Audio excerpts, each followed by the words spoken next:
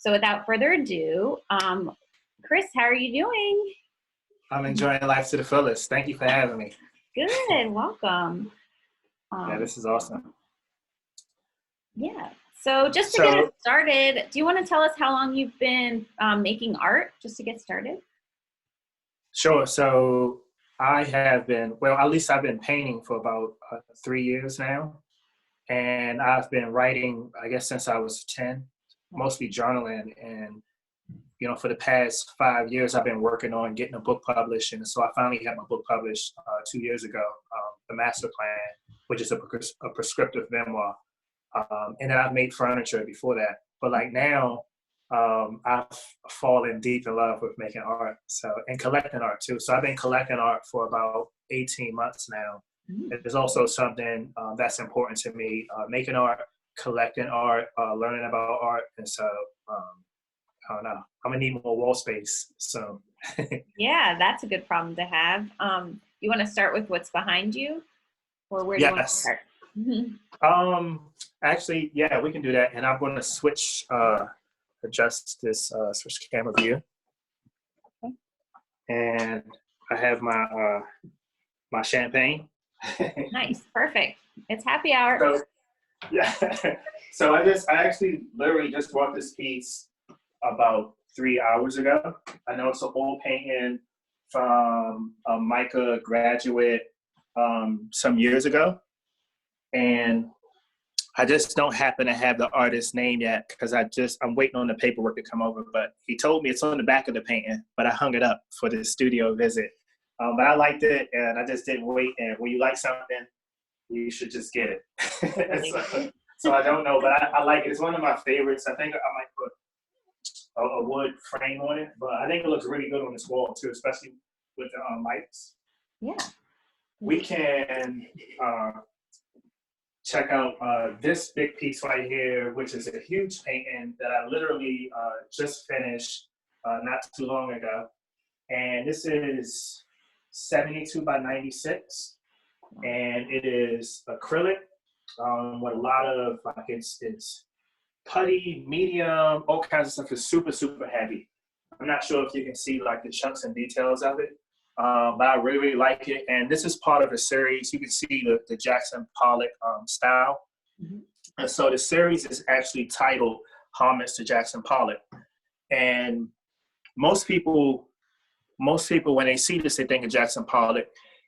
But he didn't paint like this for most of his career. So he only painted this type of style for about 2 years.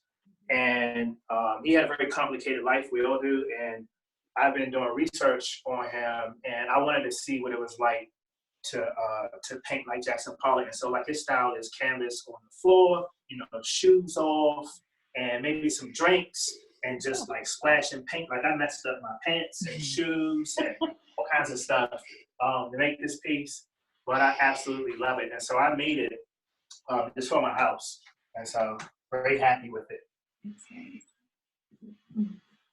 So I'll let you guys take a quick gander, look at it. I want to talk about these two pieces here. So these two pieces are by Baltimore-based artist Jeffrey Kent. And just a little background, Jeffrey Kent was the person who got me into painting and making art. And my contracting company, I used to do a lot of work for him and the rest of the artists around Baltimore, moving their paintings around, disassembling and stuff. But when I would get off work, I would go to their studios and sit in a corner, and like Jeffrey would be playing house music, and he'd just be painting. And I would ask him, like, you know, what is this about? What do these paintings mean? And he would tell me like these deep stories, and he would tell me about, you know, history and all kinds of stuff that I didn't know. And I kind of fell in love with art. And for my birthday 3 years ago, he gave me 5 art lessons as a birthday present. And I was like, man, I don't want any art lessons, or give me some money or something. But I took the lessons, and I fell in love after the first session when he told me that art is always all around us. We just have to see it. And he said, I want you to think about something that you care about, an issue. And I said, I care about criminal justice reform. And he says, I want you to get up right now and go out in the alley and find some trash and like turn it into art. And I was like, what are you talking about, right? And he says, so I found a palette and I painted this palette, which ended up selling. It was my first piece, which ended up selling for a whole bunch of money. And it's part of a really awesome collection. And I just never stopped. And after Jeffrey saw what I started doing, he was like, you shouldn't stop making art. And so I started collecting. And so these two pieces are from Jeffrey, and these are part of the Henrietta Locks series. And these are like zoomed in on her sales. And I'm sure you guys probably all know like the story of Johns Hopkins. No shade against Johns Hopkins, folks, if you're on this this chat. But Johns Hopkins appropriated her sales, which led to a lot of breakthroughs in medicine. And her family at the time wasn't sufficiently compensated. So Jeffrey made a series about these, and so I had to have these. So these were some of the first pieces that I got. And so we keep strolling? Sure, yeah. Let's go. Okay. All right. Speaking of Jeffrey, Jeffrey was actually the person who just purchased this. This just sold today. And this is a piece I did that my therapist encouraged me to make. And so I go to therapy once a week on Wednesdays. And sometimes I have nightmares, sometimes it's happy thoughts. And since my therapist knows I'm a painter, she told me to just paint these feelings. And so this is called commitment phobia. And so it's something that I've been battling with my therapist of having trouble just like, I don't know what it is. But so she was like, just make a painting about it.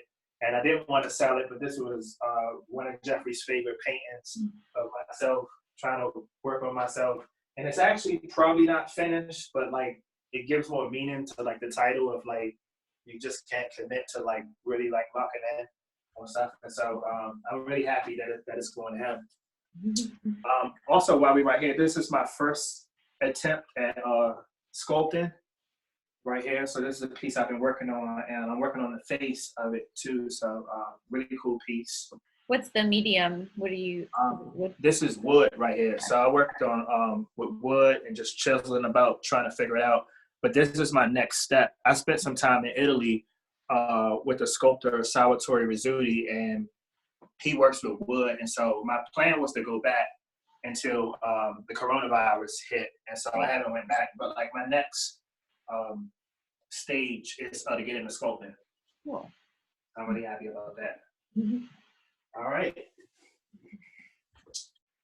So I literally just hung this painting about an hour ago, maybe less. And this is also Jeffrey Kent. And in my opinion, this is one of the best paintings he's ever done. These circular shapes right here. This is actually slave picked cotton from chairs from the 1800s, where slaves had picked cotton. They had these chairs made, and so Jeffrey had purchased these chairs and disassembled the chairs and put them into the paintings. And so it adds a lot of provenance on this piece, and it's titled "Do You Remember When We Fell in Love?" And so Jeffrey, because he's dyslexic, he usually puts a lot of his words backwards. So this is dementia. So that's one of his pieces.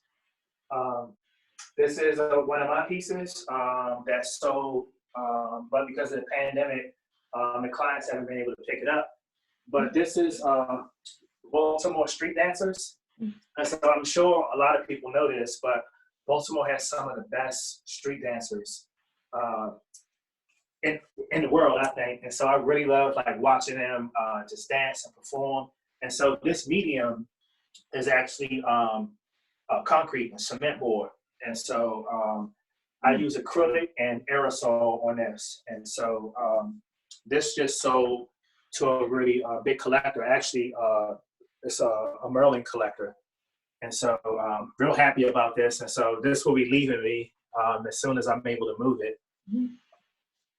So you said that was on like a concrete board. What other, what do you like to paint on mostly? Anything I can find to paint on, but I think So canvas are the most, like, the easiest things to paint on, but it's sort of like, you know, of course you're going to paint on canvases. So I always think about what are things that I can paint on or turn into art that most people aren't really thinking about, but that's something that's like, non-traditional. And so, for example, when I did my studio tour before this pandemic, and I had a lot of pieces hung, and these were like, these collectors literally had like over $100 million worth of art in their art collection. And I wanted to show them everything, and they just kept peeking at this. I was like, well, what is it? Like, how did you make it? And like, what's the story with it? And then I was like, well, let me show you some other stuff. And they just kept looking. They kept going back. So I knew it was going to sell. And so, but I'm happy that it's going with them because they're Baltimore based people, and they're really good people. And I just don't sell to anyone. So most people who know me, they joke with me and say, you got to take Chris out on a date, like to get some paintings from him or whatever, because I look at my art like my children, and I care where they go. And so as a collector or someone who's buying the art, it's never really your art. You're just the caretaker of it. So that's how I look at it. And so if it's not going to a nice home or to good people, then I don't want to sell. Yeah. We can show this one. So this is another one.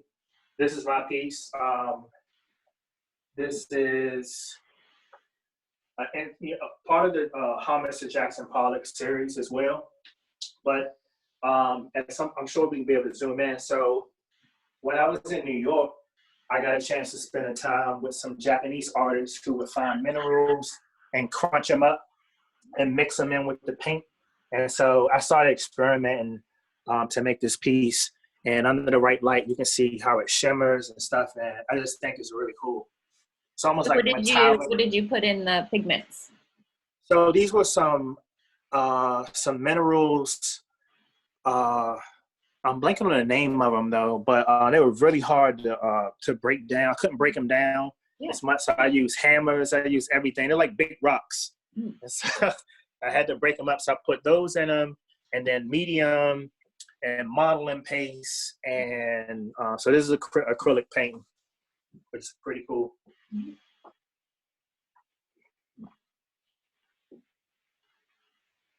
I like it.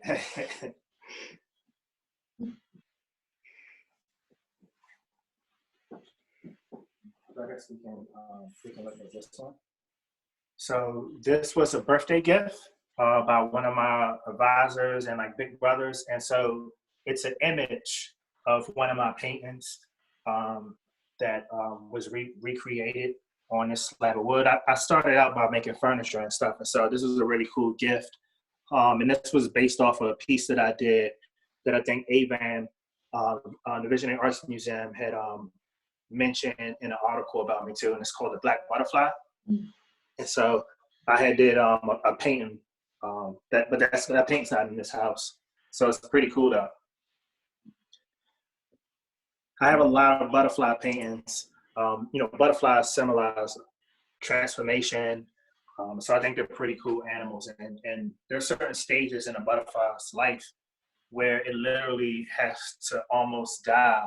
And I think it's called a pupa stage. And it just redevelops and it goes through like this hardship, and then it comes out like this beautiful butterfly. And so I wanted to create a painting on the Black Butterfly painting to symbolize, Baltimore's transformation. And so the painting was about redlining and gentrification. And so I wanted to tell a story about what happened here in Baltimore, and hopefully inspire people to advocate and protest against, racial policies. That's pretty cool. Chris, real quick, we have a question that somebody wants to know, do you paint in this space? Where's your studio? So the studio is downstairs. This is the showroom floor right now. Got it. We're in the showroom. Yeah, so we'll go downstairs in a few minutes, and that's where I paint. So I paint down there. I have a bigger studio here in Little Italy, and then I have a studio in Tribeca, New York, where I paint usually on the weekends. Wow. It's a little difficult now to do that with the lockdown. Another piece that I got, this is from East Africa, a really cool artist by the name of Solo 7, and he just finds stuff that, that some people will call like trash, and I just think he's like really dope. And so I got a piece from him. And so I like interest in art. Yeah, I love the found materials. Yeah, it's pretty cool. Yeah.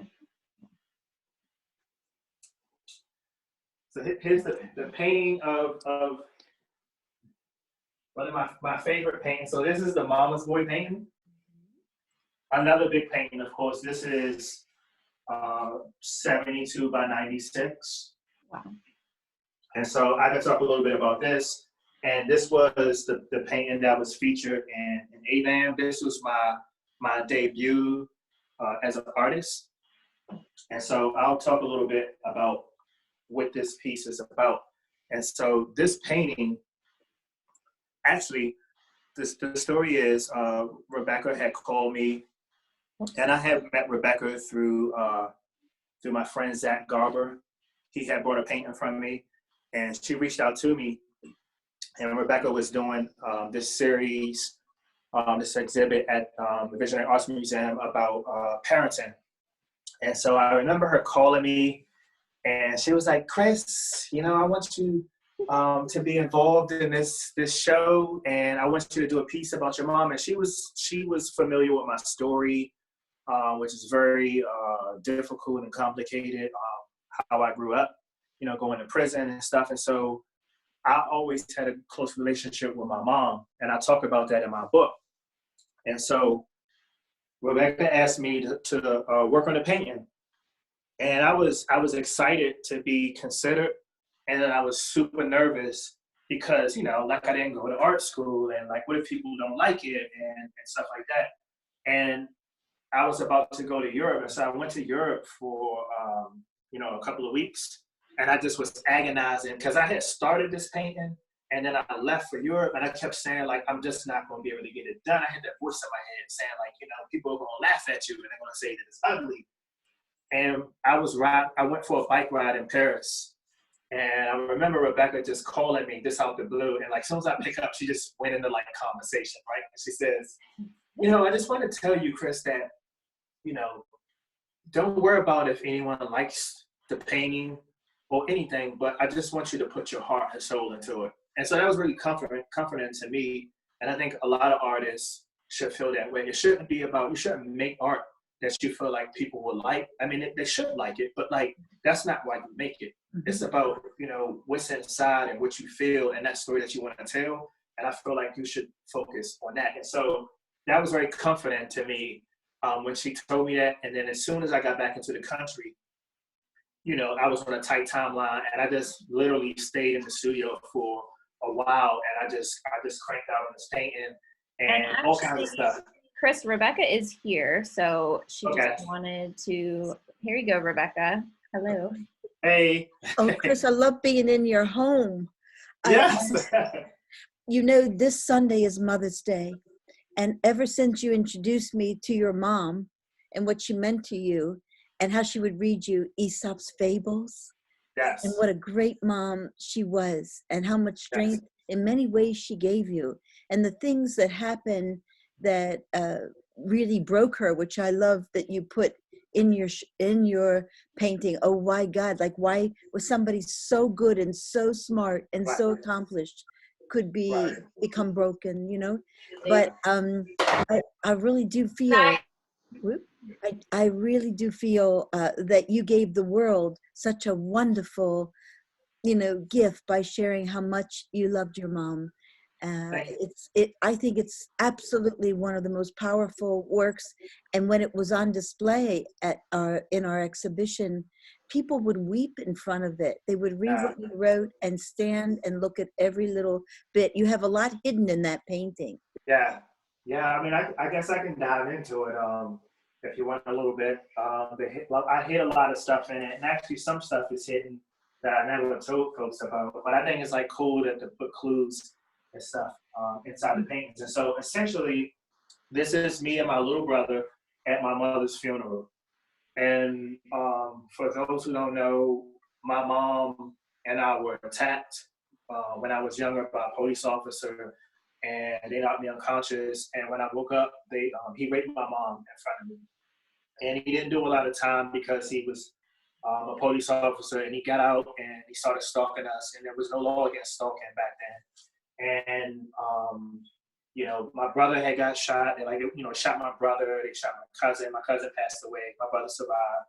And eventually, these men came after me, and I ended up taking a person's life, and I got sentenced to life in prison.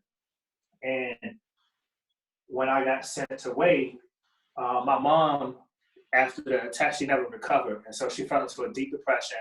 They overprescribed her pain pills, like they still do. And when she couldn't get her pain pills, she turned to like heroin and everything. And my mom was like a wonderful person, graduated from good school and like everything, and just taught me how to be a respectable person. And she just lost herself. And so when I went away for life, that's why I wrote like life on it. My mom spiraled downhill, and my little brother, who was 5 when I went to prison, he stepped up and he became the mama's boy. Like I'm a diehard mama's boy, and I would always be with my mom, mailbox and grocery shopping. Like I was just there. And so my little brother took on that role. And so when you fast forward, my mom calls me one day and she starts talking just strange about things she wants me to remember and like to finish my master plan, and that, you know, that I'm a good person and that she loves me. And then what I didn't know is after that call, my mom wrote a letter and she committed suicide. And so I had just got out of prison. My mom never got a chance to see me as a free man. I had been incarcerated 16 and a half years. And I had to go to the funeral. And people had told me when I was in prison, like, your mom was using drugs and meth and heroin, and you won't even recognize what she looks like when you see her. So at the funeral, I didn't want to see her. I didn't want to look at her, so I stayed in the back. So this is me, and I'm crying, and like these white like drips symbolize how hard I was crying. In my description, I talk about it was the hardest I've ever cried in my life. And I kept saying, why God? And it was like, well, why does God, people were like, you know, God works in mysterious ways. It's like, well, why would he take her though? And we got people, like evil people in the world, people doing all kinds of stuff. Why would he take my mom? And so that was the purpose of this. And if you look at like this black structure right here, this was the prison that I was in. And there's a face at the front of it. And then you look at all of the prisoners, these are mostly all black men going into the Department of Corrections, right? And the reason why I felt like that was important is because I did, at the end of the day, make a decision that, you know, took a person's life. Like, they came after me, but I had to accept that. And I wanted to tell a story that a lot of young men, especially here in Baltimore, we make these split-second decisions, and it takes us away from people that we care about the most. Like, all of us, for the most part, love our moms, right? So when I made that decision and I went to prison, I wasn't there to take care of my mom. And so when you look at this, these are like the demons that's all in my mom's head, all around her. And my mom was Christian, and she, you know, and these are the angels that's showing up. They're coming to get her. And like, these angels are like confused. And it's like, why do y'all want her? She's a good person. And the demons are saying, hey man, you know, she committed suicide. You can't commit suicide as a Christian, so she has to come with us. I put the heart in this because in my mom's letter, she would tell me that, you know, her heart is broken. And she just wanted to be free. She just didn't want to feel pain. There's a 5 and 4. My mom died at the age of 54, and I got rest in peace. It was 2012. I talk about love and pain, and my mom was physically and psychologically damaged because of the trauma that she experienced, and so she just went to, like, you know, how do I like cope with this pain by doing drugs and alcohol. And I felt like that was important to put in the painting because so many people that we know are suffering with trauma and self-medicating. So I want to put that in there. There is the title of my book, too, that I snuck in there.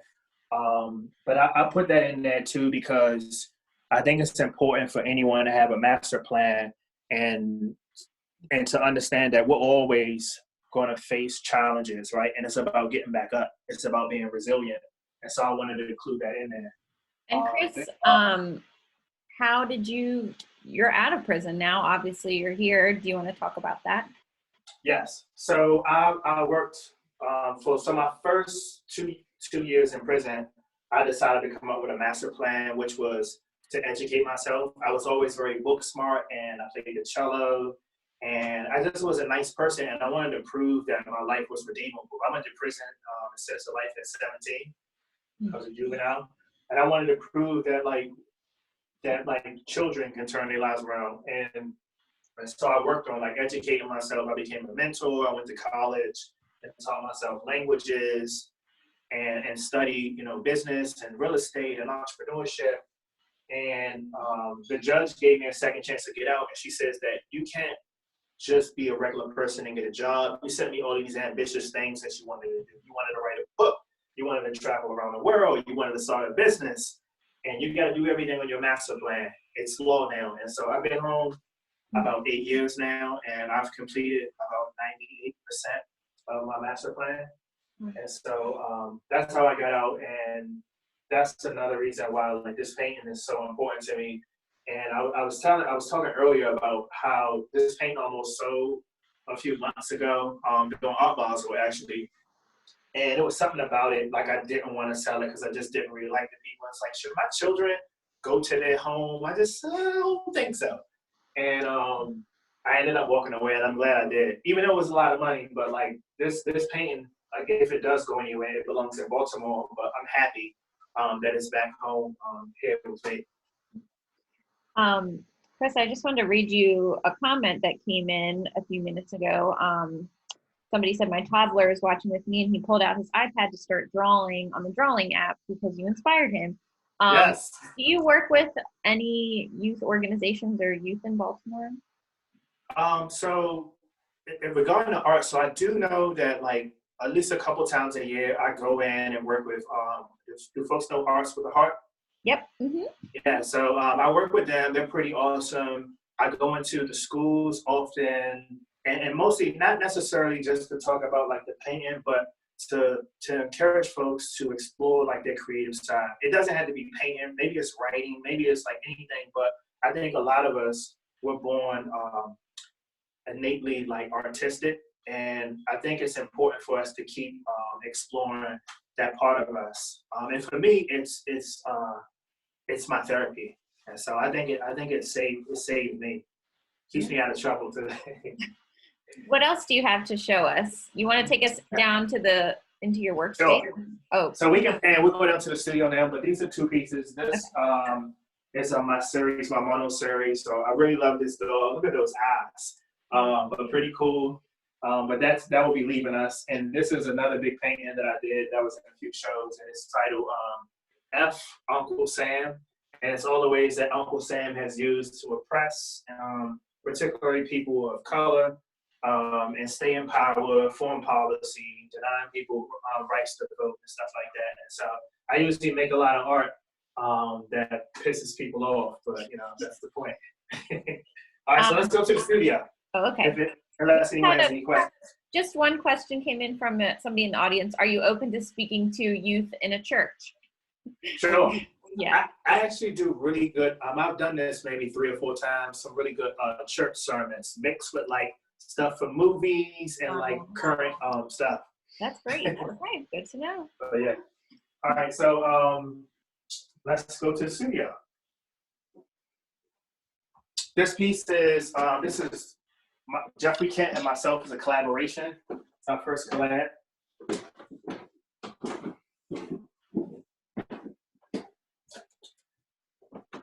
This is another piece which is on concrete and cement that I just finished. I really, again, I said this already, but I really, really love the dancers here in Baltimore. So this is whole Baltimore scene of folks that's like dancing, and it looks better when you have like the music playing.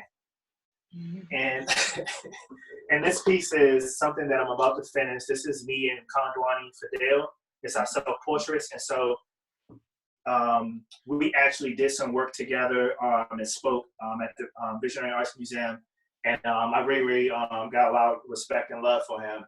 And so this will be finished soon, but it's pretty cool. So I'll let you guys get a quick peek at it. You can get a better shot of it. So it's almost done. And the adjacent painting, this is by my good friend Jarrell Gibbs. So I have about 3 or 4 paintings from him. He's Baltimore-based artist, really, really cool person. And when I first started painting, he was the one who put the brushes in my hand. And so I collect his work. I love him. I'll probably be collecting his work for the rest of my life, but he's awesome.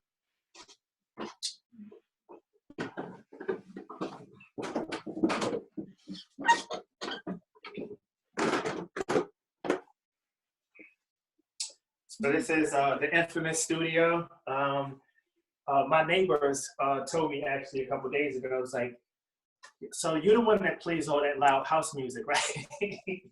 But I was like, oh, I'm so sorry. Like, I won't. She was just like, listen, I was an art teacher for a long time, and I get it. And I follow you on Facebook, so I know you're in there making art, so it's good. And I was like, I won't blast my music past 10:30. But so this is my studio space. It's another piece of my iPad that I painted. I like to do big paintings, so it's an iPad that I'm working on. And the thing about my studio space, how I like to set it up, is I could work on a painting for 2 or 3 hours, and then I kind of get bored, and then I can look around and say, ooh, I want to work on this. And so I need a studio space where I can work on multiple paintings at the same time. So these are a lot of pieces that I'm working on. I think this is done almost, but I finished at 5 o'clock in the morning, and this is the Baltimore, the drum line. And if folks haven't seen it, I posted a video yesterday of this painting with the drumline music on it, and it just really activates the painting when you hear the drums and you look at the expressions. Like they out the street, and you know how when they get low and they start like drumming and stuff. That's pretty cool. These pieces right here, these are collaborations with another Baltimore-based artist, Devin Allen, and we went out and he took photographs, and then I had the photographs stretched on canvas, and then I painted over top of the canvases. And so we did about 10 pieces, and then we did a show at the Peel Center, and we just have 2 left. So 8 sold. So I'm really happy with those, and maybe we'll do like 3 more. Here is another big painting that I'm really happy about. This is actually at a funeral too. So I actually know one of these guys, and my friend who's here in Baltimore, like he's a good dude, but he goes to the funerals like every month almost, always losing someone. And so I wanted to make a painting about it, and I wanted to be able to talk about how and why has that become normal for us here in Baltimore. So many like black men that we got sent away, put in the ground. And so a lot of this is like my style. I'm happy like I designed like the shoes or whatever, and I like to use a lot of colors and stuff in my work, and that's my style. And I like to use a lot of paint, like thick paint or whatever. Like that's something that I really like, and I like their expressions too. I mean, they do have like blunts and stuff in their hand or whatever, but it's Baltimore, right? Yeah. And so this is one of my favorites right here. Really love it. Do you ever use like a photograph to paint from, or you just go with what's in your memory? Yeah, sometimes I do, but it doesn't always work out that well. But yeah, so I use photos when I can, but I like to create and be like creative or whatever, but I kind of want to get like facial features and stuff like that correct. So I usually look at photos, but I'll usually set up my own perspective and put buildings and stuff in the background. So I'm really good at doing perspective. I just don't like it. I like more of like abstract and like different kind of art, but like I am strong at creating perspectives. I learned that. It's one thing I learned in school. A question just came in for you. Other than the AVAM, are there any other museums, like art museums, that you like to visit, either for inspiration or learning? Well, and you're mostly in New York, right? So there's a lot of... Right. So that's a good question. So I go to, like when I'm in Baltimore, we start out there. So I go to AVAM regularly, maybe like once a month. And then I go to Baltimore Museum of Arts, probably maybe once or twice a month. And it's usually like when I'm on a break. When I'm working, sometimes I might paint for 7 hours, and then I'll take a break and I go to art to get that recharge, that reset, and stimulation. And so, but in New York, it's the Whitney Museum that I go to a lot, as much as possible. And then I like to do a lot of gallery hopping in Chelsea and some parts in Brooklyn and Soho. Outside of the U.S., I like the Botero Museum in Botero Square in Colombia. I like the museum, the Prado in Madrid, the Picasso Museum in Barcelona. So I spent a lot of time in Barcelona and painting there. And then the Pompidou in Paris. And I spent a lot of time in Paris. And I actually have 2 solo shows in Paris in December and January. And I'm trying to work on getting my book translated to French. And so I think those will be my favorite museums. And then I like going to, I think it's called like the White Cube in London. Spectacular show I saw there. Like, you know, you talk about people sitting in front of paintings and crying. Like, that was an experience I had there. So pretty cool stuff. And I'm looking forward to visiting more museums, of course. Just another Devon Island piece. This is the second one. And this is another one of my paintings that I'm probably going to take up to New York. And this is a Basset Hound that I really like. But I like this series. I'm closing out this series. But this was a popular series when I started. And these paintings are strategically placed all around Baltimore. So people who are funding programs and like, you know, leading the resistance or whatever, like this theme of paintings are probably hanging in their living rooms, most of them. And so I'm happy about that.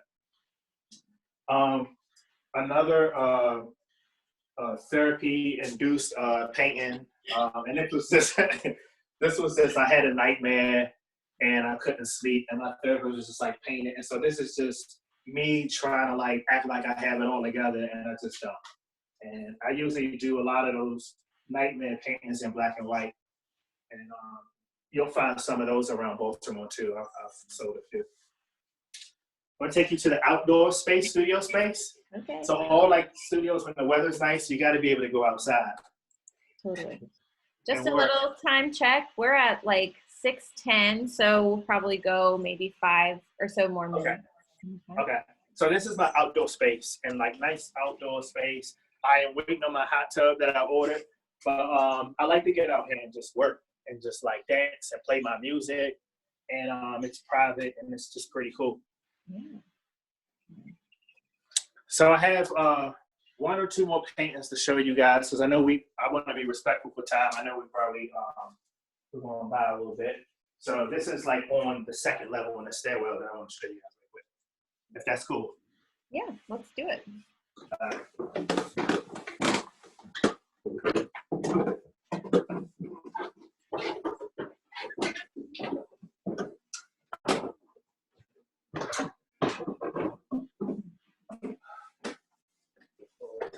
So this is Jeffrey Kent painting, another Henrietta Lacks series painting that I like.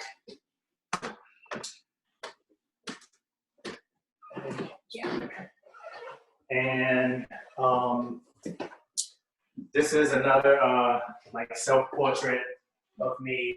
It's like a paintbrush in my hand, and I got this thing that people who know me know that I can't go a few days without painting, or any day really, right? And so this is me, just like, this is a paint addict. And another therapist-induced painting where she said that I check my phone too much. And so she gave me orders not to look at my phone for like a week, and just like, unless I had to. And so I made a painting of my phone just so I can look at it. And my therapist thought it was so funny. Oh my and God. I got a lot of messages about my 90,000 unanswered email. You never returned Rebecca's email. It's in there. I'm sorry about that. Yeah. That's so funny. And the last painting too, we only want to show you a quick glimpse because it's kind of like, you know, it's a nude, but like that's another Jarrell Gibbs that I really like. But we don't want to spend too much time on it because I know we might have children on the chat. But you know, still a beautiful painting. Mm-hmm. The human body is beautiful. I just want to read some comments to you that are coming in. Okay. Chris, it's so great to meet you and see your wonderful work. Your spirit comes through loud and clear. Love all of it, and so did my kids. We are all inspired. Great for the soul. Nice. Thank you. And I'm going to send you all these chats so you'll get to see all the messages. All right, any final questions for Chris Wilson before we wrap up? Amazing artist and collector. Thank you so much for the tour. No problem. And tell us the name of your book and where can we get your book? Of course. So the name of my book is The Master Plan. And you can find my book everywhere books are sold. Through Amazon, you can go to my website, chriswilson.biz. I encourage you guys to follow me on Instagram. My handle is Chris Wilson Baltimore. Chris Wilson on Facebook.